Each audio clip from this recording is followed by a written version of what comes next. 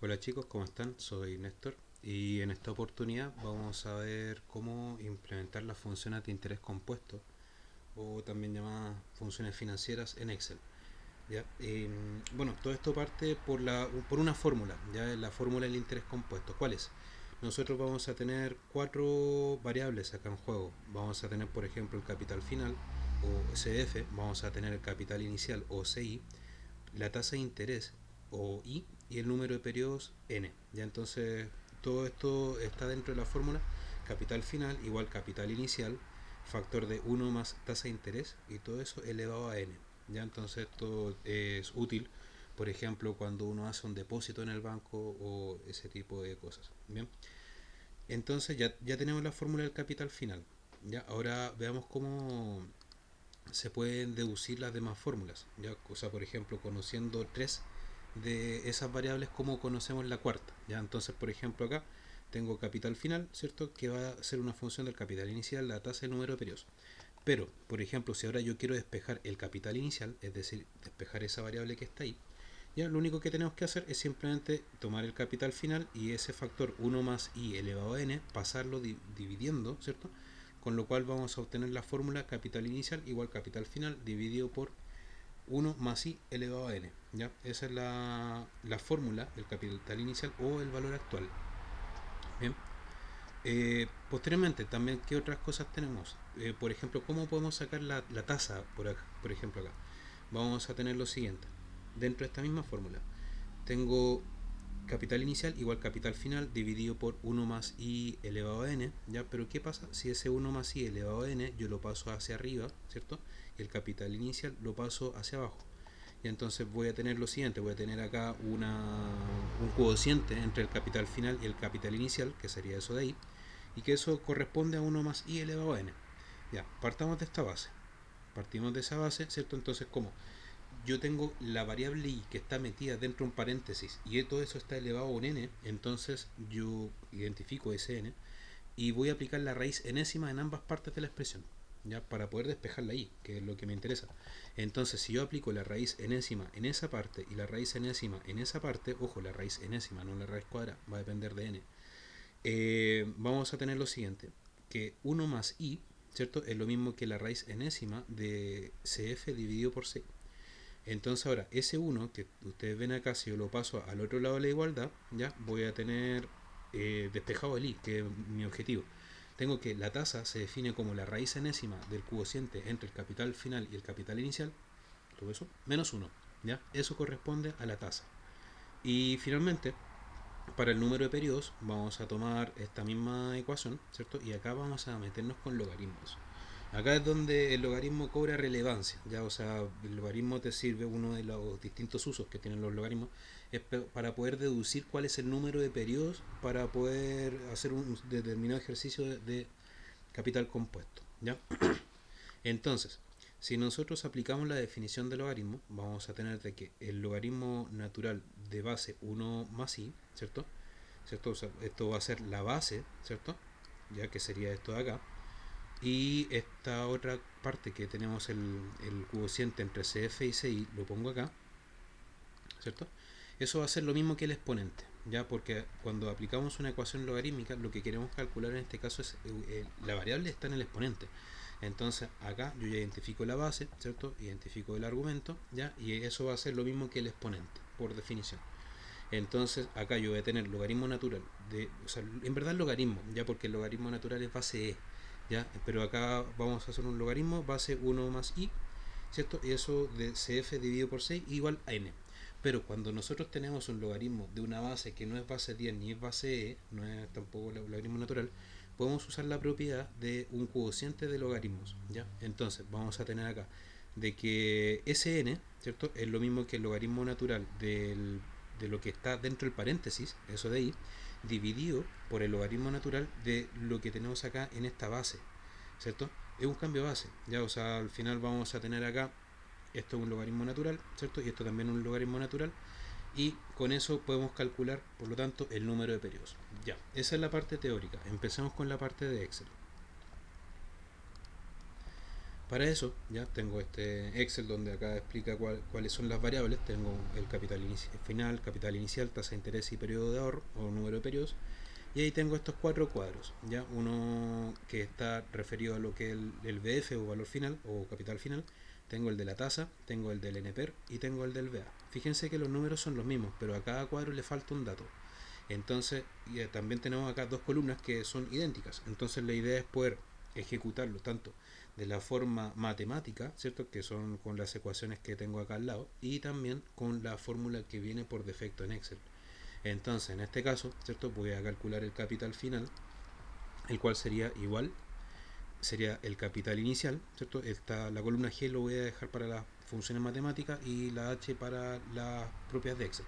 Entonces tengo acá capital inicial multiplicado por, esto es una potencia, ¿cierto? Entonces acá podemos usar dos cosas, o usamos el acento circunflejo, que es para poder hacer potencias, o también usamos directamente la función potencia, ¿ya? Que sería potencia, ¿cierto? De 1 más i, que sería en este caso la tasa, ¿cierto? Y eso, coma, el número de periodos, ¿cierto? Espera un poquito, ponemos acá, eso es porque el separador del punto y coma. Entonces, con el número de periodos, ahí está. Entonces, por lo tanto, tenemos que el resultado del capital final corresponde a 1948,7171. Si aproximamos nos va a dar 72, ¿ya? Entonces fíjense, esa fórmula que ven acá, ¿cierto? Se puede representar en Excel mediante esta fórmula, o sea, G2 por función potencia, factor de 1 más G4, ¿cierto? 1 más G4 corresponde al 1 más la tasa de interés, y el punto y coma G3 corresponde al número, a la cantidad de periodos, ¿ya? Ok, ahora, ¿cómo haríamos esto pero con una fórmula de Excel? En fórmula de Excel sería simplemente BF con la tasa, ¿cierto? Vamos a tener la tasa con el número de periodos. Acá en este ejercicio en particular se toma pago igual 0, no vamos a trabajar por el momento con el tercer argumento, ¿ya? Y el valor actual le vamos a poner en negativo. Esto da acá, pero fíjense que me equivoqué en una parte de la fórmula, le repetí acá el H4, ¿verdad? Sería H3. Y entonces verifiquemos, tenemos que el primer argumento sería la tasa, ya que en este caso sería el H4, está bien, el H3, que sería el número de periodos, ¿cierto? Después pago le había dicho que es 0, y el capital inicial o BA lo ponemos en signo negativo, ¿ya? Por definición. Entonces vamos a poner eso y fíjense que el resultado es exactamente el mismo, es decir, si yo lo hago con la función BF o lo hago con la fórmula matemática, llego al mismo resultado. Grabo. Y ahora voy a ir a la función tasa. Ya, ¿cómo calculamos la tasa de forma matemática? Con una raíz enésima. Entonces, en este caso, una raíz, ¿cierto? Nosotros podemos expresarlo como una potencia, pero de una fracción, o sea, del exponente de una fracción. Entonces, fíjense el truco, porque la función raíz por sí sola te calcula la raíz cuadrada. Entonces, en este caso, vamos a tener igual. Usemos la función potencia. Vamos a tener potencia del cociente de CF dividido en CI. El CF, que sería esto, dividido por el capital inicial, ¿cierto? Y ahora yo especifico el exponente, ¿ya? Acuérdense que la raíz enésima es lo mismo que elevar a 1 dividido por n, ¿cierto? Entonces acá yo voy a poner 1 dividido por el número de periodos, que sería en este caso 7, ¿cierto? Y eso yo lo cierro, ¿cierto? Y finalmente le resto el 1. Y me da un 10%. Perfecto. Entonces coincide con el dato que yo tenía previamente. Entonces fíjense, acá tengo potencia. G10 dividido por G7 es simplemente este cociente entre CF y CI. ¿Ya? Y 1 dividido en G8 es 1 dividido por N. Entonces yo estoy elevando el cociente a 1 dividido por N. ¿Ya? Y la potencia termina hasta ahí, por eso el paréntesis, y le resto el 1. ¿Ya? Y ahí la tenemos.